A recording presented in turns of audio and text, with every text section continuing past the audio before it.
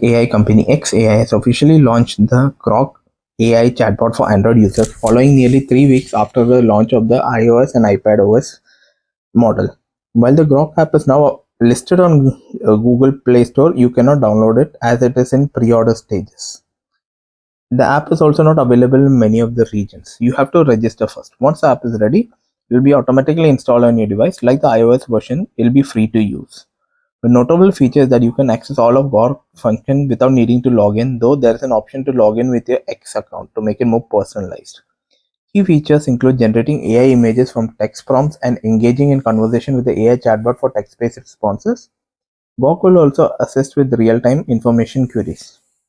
The Grok Android app is powered by XAI's Grok 2 AI model, which is the same one used in iOS, iPadOS, and web browser version.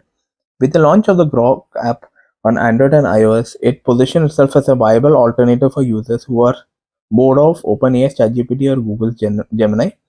It will be interesting to see how Android users react to the new AI offering from the world's richest man.